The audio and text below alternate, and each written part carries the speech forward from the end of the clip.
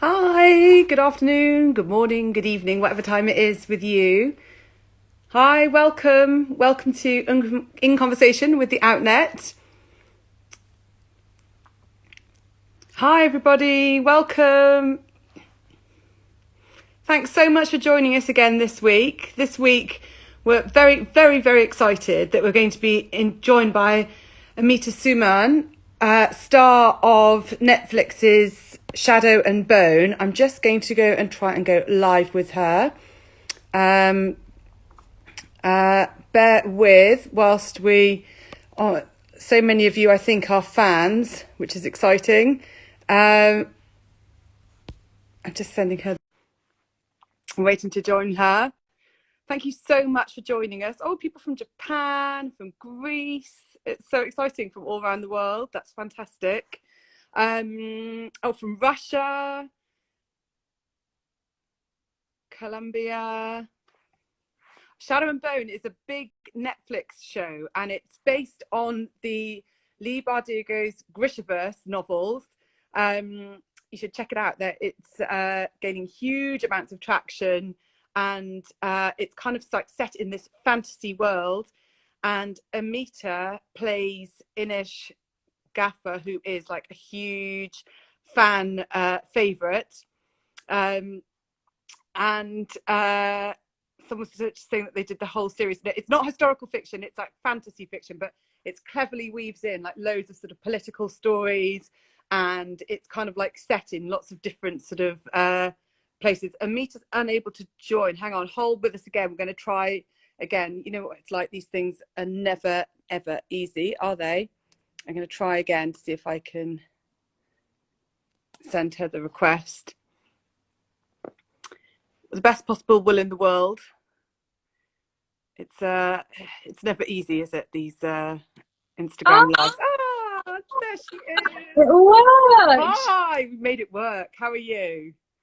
Oh, I'm so good. How are you? Good afternoon. Good afternoon. And we've had people from all around the world joining us already. I think people are kind of obviously huge fans of the books. And I wasn't actually familiar with them. I haven't read them, but I've been binging Shadow and Bone.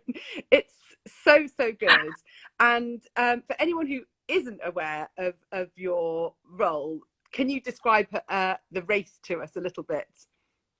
Yeah, absolutely. Well, thank you so much for watching all of it first. I'm Well, I really haven't glad finished, that so you enjoyed don't it. spoil the end for me, Oh, because you I haven't finished it? not quite. Oh, But okay. I won't spoil anything. okay, all right. But we're loving it in my family. I've got like a nearly 13-year-old daughter who's loved things like Northern Lights and Twilight and Harry Potter, and it's kind of like that sort of amazing fantasy fiction, isn't it? But tell us a bit about your character. You've hit the nail on the head. Yeah. So Inej, she is an assassin with the conscience. She has impeccable knife skills. She carries around 14 of them. And she's a person that, even though she is extremely lethal and dangerous, she is really strong. And her strength, I guess, comes from her doing good. And I think sometimes, making the choice where it helps someone else, or it's going down the right path, is probably harder than taking the short road, or making a decision on the spot or something like that. And she's a spy, and she works in the group called the Dregs. And you have the Kazbrecker, who is the mastermind. You have our sharpshooter, Jesper, played by Kit Young, and then you have me, Inej, who is played by me. It sucks you in from the get-go, doesn't it? Because there are these sort of band of like quite sort of diverse and interesting characters who aren't necessarily, super like we've seen loads of times before. So we're really able to embed ourselves in our imagination in the story from the get-go. And I want to ask a bit, because Inej is written to be of Suli heritage, and is described as having brown skin and dark brown eyes and like black hair and a braid, or she wears down when she's. Was that sort of level of representation important for you, that it was written from the get-go that was the role for you? Oh my God, absolutely. For pretty much my whole life, ever since going to drama school, so many of my parts have been you can tell it, you know, it's for a white female, and I'm always kind of fighting to prove myself or show that I am worthy of an incredible part like Inej's. So I remember auditioning for Inej and having the breakdown through, and there was this beautiful fan art of what Inej there's looked so like, much. and If you she look was, online for it, it's so gorgeous. And you, I have to yeah, say, you and so literally much. look like people imagine her to look. It's amazing. A lot of people did say that, yeah, and it was a really weird experience for me as well, because I was looking at this fan art, and in a way I was like, oh gosh, that really looks like me, you know, there's brown eyes and the black hair and the kind of similar face shape, and you know, my nose is a little bit bigger, but who cares. But I saw it and I couldn't believe my luck. I was like, oh wow, this is actually for a brown person, you know, the role hasn't been changed. I'm not here to fit into a box or anything like that. And then I read the character description, and it was non-stereotypical, it was three-dimensional, it was a character that I've never seen on screen before, regardless of the color she was as well. And I wanted it so bad. And So had I you did read my the tape. books beforehand then? So were you like a fan before, or was it something you entered the Grishaverse with the adaptation for TV?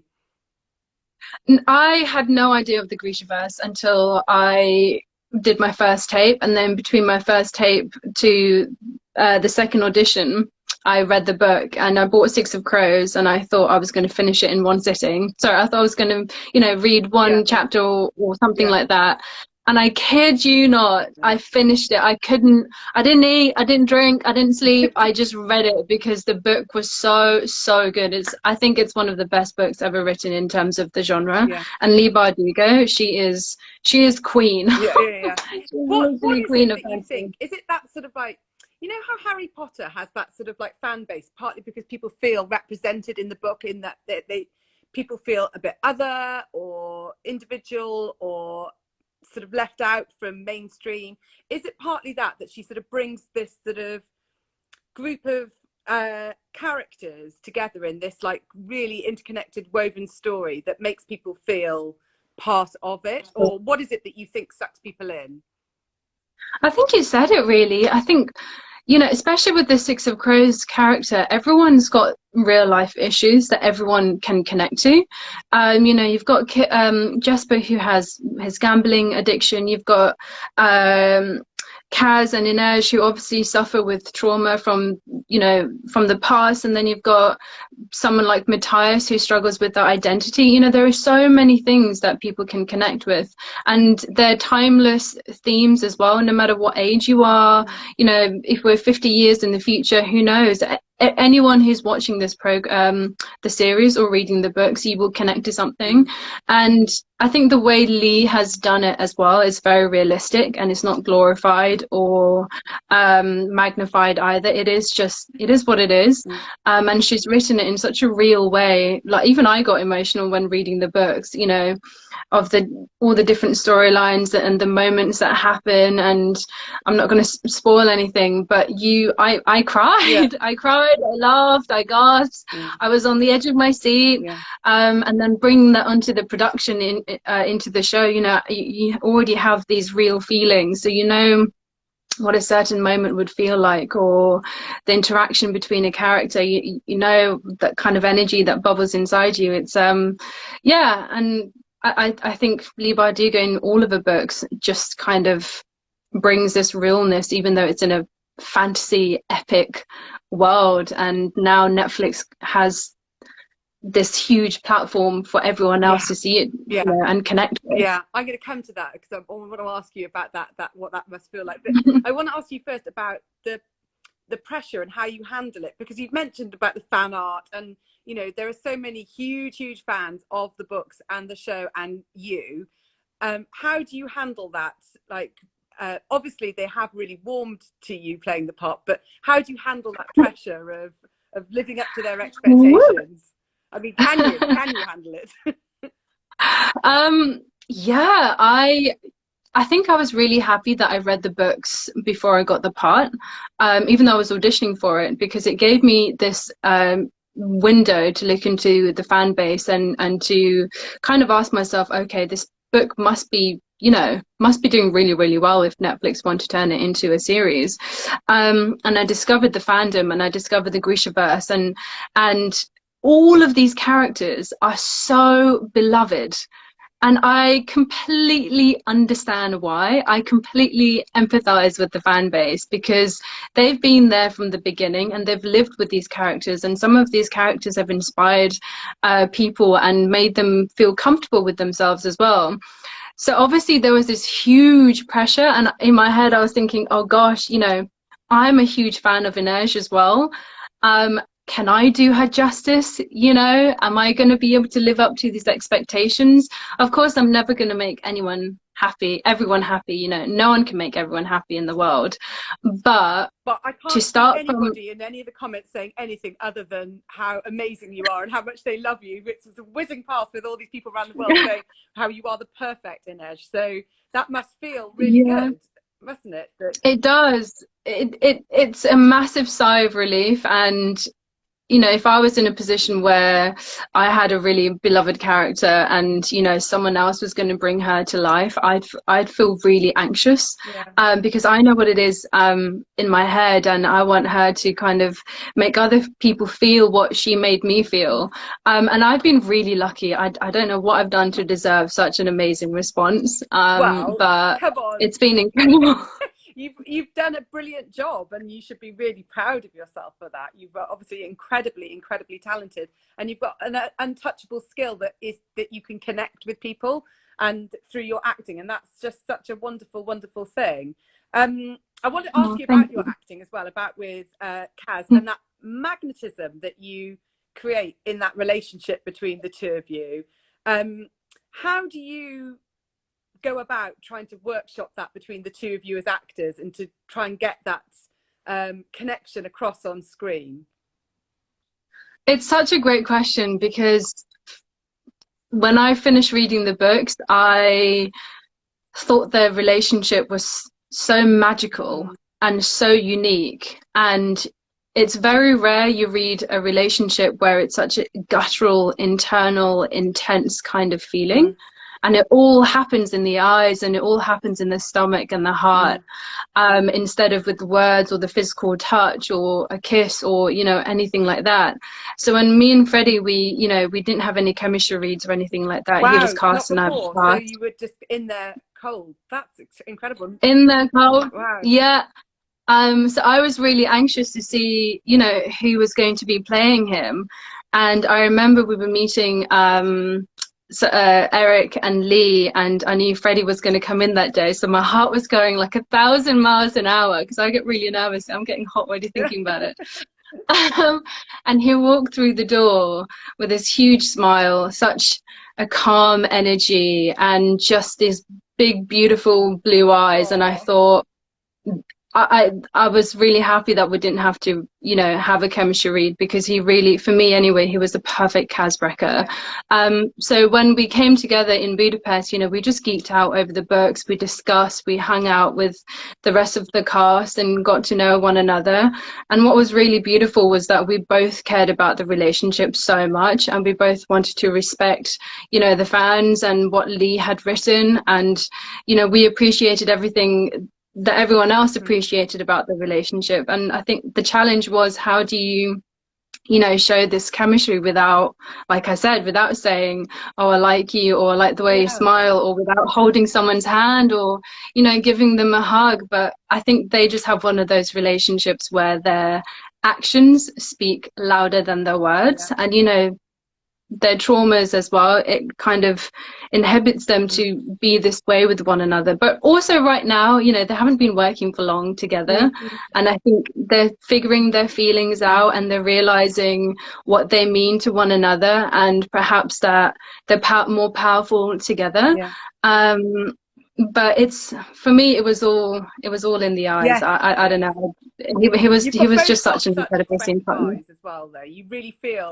I have really expressive eyebrows. Like I try and keep them Oh still my all the God, you time. can I have do this that. one It's like eyebrow. an amazing sort of skill. I can't do it. Yeah, yeah. Go on, give it a try. But look, if all else fails, this could be what you fall back on, your magical eyebrows on Britain's Got Talent or something like that. Yeah, yeah. Then. So you've obviously both come at it with such sort of care and attention and love for the characters from the get-go. And you mentioned earlier about her moral compass, strong moral compass. Is that something that you share as well as a person? I think I do, not in the way that Inej does. My You're biggest not going around inspiration in knifing my life. people then, or? No, no, definitely That's not. good. Can you imagine?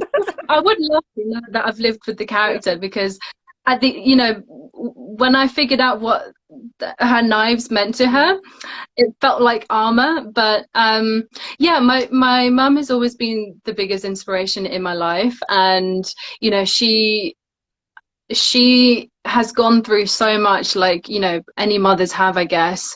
And for her to still be so kind and still smile at the little things in life and still see the light, I don't know, in the world and whatnot, that is my strong moral compass. I like to say, kill them with kindness. Kill them It's with kind of kindness. I was half just about to emotion, say, half that's what me. I always say to my children. You get more from Yeah. lemonade than lemons and all of those things. And I definitely think that kindness is a superpower because not enough people have it. So I was trying to sort of draw correlations between your character and you as a person and what I'd read about you researching beforehand. And it seems to me that they've both you and Inej have had to switch into like alien environments and learned how to thrive in them, because you grew up, would that be fair? I don't know, like Yeah, you absolutely. grew up in Nepal as a child and came to the UK, and that must have been an incredible culture shock. So would you say that there is a sort of link between those and that helped you potentially in preparing for the role? Gosh, yeah, definitely. I mean, I wasn't forced into the UK. I came here by choice, Oh, no, but no, no, I you didn't know, think that. I wasn't like that. no, just No, clarifying. no. But Yes. no, I know what you're saying. Yeah, Inej comes from, she was taken from her home and put into Ketterdam, and she learns to kind of figure her position in this brutal world. And for me, I grew up in Nepal, in a small village, with like no electricity, no transportation. We grew our own food. We created our own fire to cook the food on. I had no connection to the outside world. I thought the world was flat Wow. because all I could see was, what my eyes could see.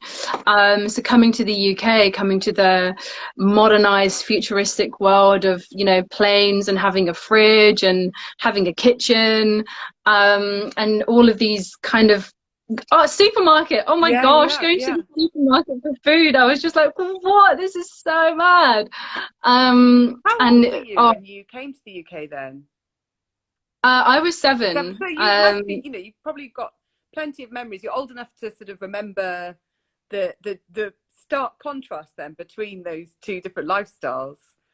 Oh yeah, definitely. I mean, we didn't even, maybe this is a bit too much information, but we didn't even have toilets over there. Wow, And then when okay. I came over here, you had this like luxurious seat that you sit down on, and you do your business, and you have your own privacy. Like the women in our village, we had to gather up in the evening when it had gone dark, and we take a torch and we go out in the fields Yeah, and do our business, and then come home.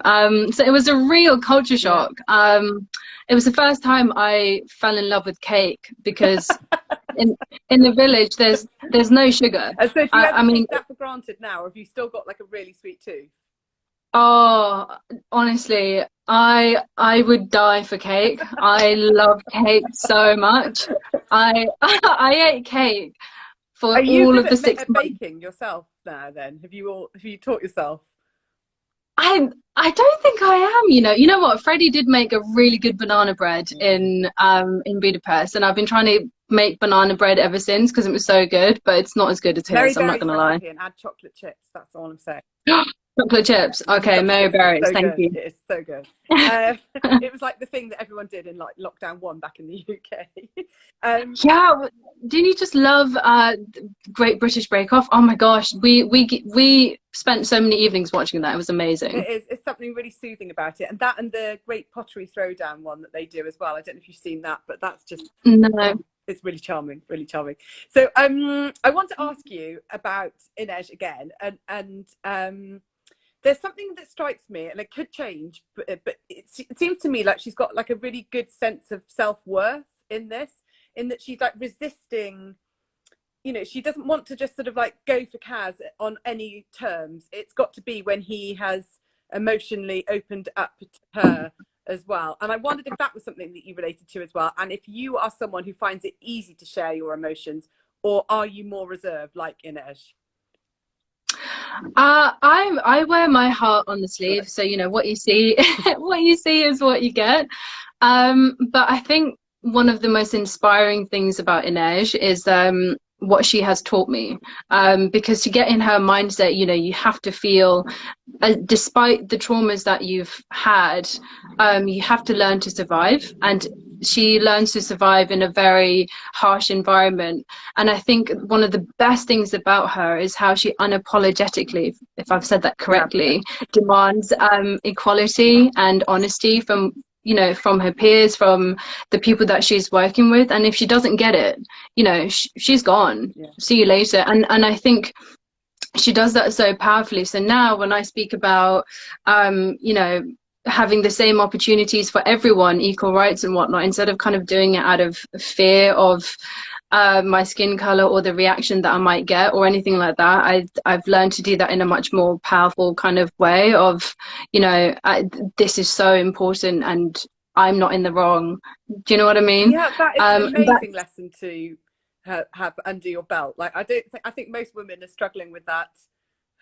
You know, yeah, it's a really I'm hard about 20 thing. years older than you, and that's something that I could still probably not, you know, feel in myself, that you're trying to figure it out. So if you feel that you've got a handle on it already, that's an incredible place to be. I hope so, because you know, learning your self-worth, you can only teach it to yourself, because at the end of the day, so many people feel like they can make that up for you, if you know what I mean. And it's so easy to kind of let other people tell us how valuable we are or what we're capable of, or you know, what we should be doing. But at the end of the day, you always end up surprising yourself if you stop listening to other people and kind of focus on inside and, you know, challenge yourself. Or you know, when you're in a position and then something happens and you really shock yourself of what you're capable of, and suddenly you think, oh my gosh, like, why was I thinking this way the whole time? And I think Inej is a real representation of that, especially considering what she's gone through. Yeah, well, wise words. And speaking about capabilities, obviously she's very bendy and agile. I mean, Yeah. Is that something that comes naturally to you as well, or was that like hardcore in the gym? It was hardcore in the gym, I tell you. I mean, don't get me wrong, when I was younger, I was into sports. I did trampolining, I did swimming, I did army cadets, I did gymnastics, I was always on a hike, and I loved the outdoors. But then, you know, when you get in high school and you start worrying about all the stupid things like boys, and my shoulder muscles were getting bigger because of swimming, so I stopped that. More stupid things. Anyway, so fast forward, after university, I was so unfit. I mean, I was getting tired carrying the shopping bags home. But Inej, you know, like you said, she's so physically capable. Even though she's tiny, she's ferocious. So I trained at the gym a lot, like a lot. I surprised myself, because I remember my first session with Gary, who's our personal trainer, and he was amazing. And you know, we started off really light, and he had to hold me up to do a pull-up. Like generally How many can you do holding now? Oh, I can't do any now thanks to COVID. But I could do them by the end, and I could do push-ups. And it was so cold in Budapest. Oh my gosh, it was so cold that, you know, when you do like 10 minutes of, no, sorry, really fast running on the spot to warm yourself up. Because I'd gotten so fit, I had to run for minutes, Oh, had to run for ages to feel the warmth, or like do like at least 20 push-ups to yeah, kind of start feeling some warmth again. But, you know, it was better to be fit yeah, yeah. than And were unfit. other members of the cast joining you on this training session? Because was there a real Yeah. camaraderie? I mean, it just seems to me that you all, on the occasional things that I've seen you do as a group together, that you're all such good friends, and that you've kind of like found some kind of family with each other, bond. We spoke to Lydia West back in February, I think it was, after It's a Sin, and she was saying that the boys she was filming with have become her chosen family. Would you say Mm. that the group of you have become each other's chosen family? Absolutely. Honestly, none of us were expecting it at Mm. all, but they are my found family. I love them all Fan so family, I much. love that. And yeah, all of us are so different, and you know, all of us have had so many different experiences, but all of us, I don't know what it is on it, like I just love them to bits, and we had such a great time, and there was so much support, and you know, we're talking every single day, like, you know, as the restrictions lifted, I met Sajaya, I've met Jessie and Danielle. You know, we had a little girls catch up over some food out, and it was pouring, it Yeah. was raining so hard, but we just loved being together. And you know, whenever, I don't know, the support is just unreal. Like, I mean, I'm the one that people laugh at, but I don't mind because I say silly things all the time. And then you've got, you know, the ones who crack all the jokes that are actually Yeah. funny, Oh, and the ones who are just bring the sunshine into the group. yeah. And I don't know, it's just I cannot explain to you, but there was not one bad energy, What a and lovely all of gift. us just What a lovely almost, gift to have yeah, a cast like that. And I want to yeah. ask you as well about, you know, obviously it's a Netflix hit, so it's going to be like a global thing. And, you know, people are talking about it in the same breath as things like the Twilight series, like Game of Thrones. And I wondered if you had sort of mentally thought about that and prepared for what that might mean, like once we're out of restrictions, in terms of your level of fame, and if you feel ready for it, if it's something that you want, or if it's something that just is like a byproduct of the work. I definitely think it's a byproduct of the work. Sorry, I didn't. I had no idea what to expect. So I'm a person that always prepares for the worst and hopes for the best. Yeah. Um, but the response has just been so incredible. And you know, we got the episodes months before it was released, and so we had time to go through the journey of, oh no, I'm terrible, oh gosh, okay, that bit was okay, okay, the show's really good, thank God, you know, all of that. So now the fact that it's out in the world, I don't think my life, I don't know, maybe I'm being naive or something like that. I don't think my life is going to be that different. I'm I just hate you being hoping, naive. am I, like, I Well, don't I think know. that, you know, that the fan base was so sort of solid and invested even before the programs came out, and Netflix has done, and obviously the cast and the writing and everything and costumes and all of it has been such a stellar job. But because it's lived up to people's expectations, I think you are in danger of serious global fame. Sorry. No, don't. I mean, but yeah, people keep saying that, which is amazing, and I'm just really relieved that, you know, the majority of the fan base love it because Yeah. we enjoyed making it so much. I just want this to give me same opportunity as any other Yeah. actress of, you know, getting auditions through of all sorts of things for all different caliber of work. I don't want to be Yeah. stereotyped. I don't want to be going up for the part where they've changed the diversity or like whatever. You know, I want people to start writing three-dimensional characters for not just myself, but for all the minorities, because I think there's such power in diversity and inclusion, and I think it makes the world a better place. And you know, it's amazing to now have this voice. I'm always nervous to use it because like I want to try and do it for good and Don't be teach nervous to use myself. it. Everything you've said so far has been so wise and thoughtful and thought-provoking. So don't be scared to use it. I think it's another gift. That's how you need to look at it. Thank you.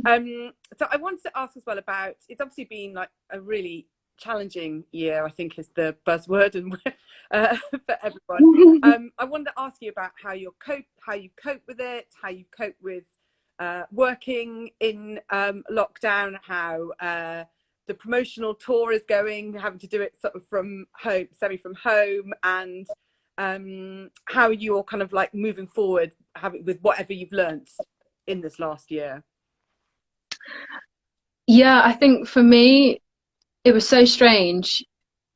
From the age of, 16, I've always been so busy, school, college, work, daytime job, auditions, and all of this and all of that. And then filming Shadow and Bone. And, all of us put our heart and soul into it. And then COVID happening, you have this horrible, horrific devastation and deaths and, this, I guess, freedom being stripped away from us and kind of being locked in our homes. And just going from super busy, from my personal journey to absolutely nothing was, I went mad, honestly. I wasn't one of those people that like picked up a new skill or went out for a run or kept up their fitness regime. I wasn't that person. I just found it really difficult. Sometimes I wake up and I say I've got nothing to do. Like what am I gonna do? Why am I even awake? Sometimes I should just go back to sleep. About that. So many people are like, it was so great to have this enforced pause, and I've just reread all the classics and learned a new language, and I'm now playing concert piano. You're like, oh God, I've eaten Doritos on the sofa and watched Netflix. I've had to homeschool. Yeah. I've had to homeschool. It's been the worst year ever. Oh gosh, how was that for you? Because don't ask. I'm self-medicating with wine. Oh. I know, it's weird, isn't it? Just doing everything and having all of this energy in your house, because sometimes when you leave, there's this kind of this science behind it. You remember something you need to get from a room, and when you walk through the doorway you forget. Have you got brain fog? Yeah, from the last year? Brain fog, yes. So many people exactly. There was an amazing article in the New York Times, I think, and it was saying that the writer was saying that we need to come up with like a medical term for how we're all feeling a bit meh. It can't just be like, oh, I don't know, I'm a bit sort of in between. And they were saying that it wasn't lethargy, I can't remember the actual, I'm languishing. That we can all say, if someone asks now, you can just say, oh, I'm languishing, and that would be the medical term for this sort of like feeling of like being a bit like you're wading through treacle at the end of lockdown. It's true. I wish I'd known that word earlier, because I think every single one of my Twitter status every day would have been, I'm languishing today, I'm languishing today, and I'm languishing today. Yeah, exactly. So I want to really quickly ask you about, because I feel really bad that we've got so far in and I haven't asked you, obviously the Outnet is a fashion retailer and the costumes and everything on the show are just incredible, but I'm guessing that that's not how you dress on a day-to-day basis. So I wanted to ask you about your personal style, how you like to dress yourself, and are you enjoying being like styled for photo shoots and sort of having access to this fashion world? Yeah, it's amazing. I live in onesies and trackies, but I love putting on a really beautiful piece of material or like some really nice trousers that go really well with the weather or the event that you're going to. I mean, don't get me wrong, I know nothing about fashion, so this world is completely new to me, but it's a really exciting world, and I've discovered that I love color and I love print, and I love things that kind of say something. Fashion is meant to have a voice, and I think it should say something about yourself, or it should say something that you believe in or whatnot, and then there are times where you just live in your onesies and your trackies, and that's totally fine too. So are you going to throw away the onesies and the trackies now that we can get out again? No. You're not going to be putting on their glad rags and no, on it anymore after the last year. I don't know. Oh gosh, I had a photo shoot earlier, and I wore heels for, they were like, I swear to God, they were like 9 inches, and I've got size 4 Yeah. feet. And they had no platforms or nothing. Ow. And poor photographer, like I was squeezing my bum so hard to try not to fall over. It was such a shock, and they had the worst cramps I'm not ever. surprised. But it was nice because, like, when you put on a pair of heels, my gosh, they make such a difference. Yeah, yeah, And when you find the right one, the posture looks great. I feel like, oh, hello. yeah. Do you know what? But it's painful. Yeah, but it is painful. You've got to pay, you know, that fashion is pain sometimes. So Yeah, it I is. can see lots of people, I think Freddie's been doing a live as well. So at the same time, but we'll save this down. So onto the Outnet's IGTV so that people can watch it again, I hope. So I just want to end by sort of saying, when does the next season start filming? Can you give us any kind of like, obviously not spoilers, but any sort of tantalizing little tidbits to keep us going? So yes, I've got huge news. Unfortunately, I don't know. I wish I could tell you. I wish I could get into the Netflix headquarters and find that piece of paper that says, "Oh, it's been renewed," but I don't know. You know, I think we've stayed #1 in quite a few countries of the most watched show, and you know, we're quietly confident. It's going to happen. I'm not ready to let this go. And you know, we haven't even done Six of Crows Yeah. yet, and that is my favorite book. And I will kick up a riot if I don't get it. I might save up So all the money basically, we and need to do tell my own them that spin-off. Inej is coming for Netflix unless. Inej, yes, exactly. But you know, I think we'll hear. I don't know. We should. I don't know how it works. I think we'll hear soon if it does or if it doesn't. But please It'll happen. I let it think be. the fans are going to make it happen apart from anything else. It's been Yeah, such a success. yeah. And we honestly, at the Outnet, we wish you so much continued success. You're an absolute pleasure to talk to. And you've got like a lovely aura about you. I don't know if anyone's ever told you Oh, about that before, but you've just got a lovely way about you and it's absolutely charming. And thank you so much for giving us your time. And the show is brilliant. And I'm going to watch the last 2 episodes tonight with my daughter. Can't wait. It's brilliant. oh, to send your daughter a big hug from Oh, thank me, and you. Thank hopefully she's you. enjoying it. And thank you so much for being here as well, and talking to me. I've had such a great time, Oh, and what a great it's so conversation. nice to It's make really connections refreshing. Thank outside of you. your home, isn't it?